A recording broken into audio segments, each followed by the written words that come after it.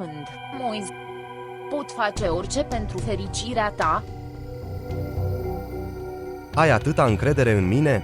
Nu e încredere. Este dragoste. Adevărata definiție a iubirii. Persoana pe care o iubești, ai grijă de sentimentele acelei persoane, chiar dacă ești logodnicul lui Gul. Dar este neputința mea să te iubesc. Bine. Te voi suna foarte curând. Aveți grijă de dumneavoastră. La revedere! Pa!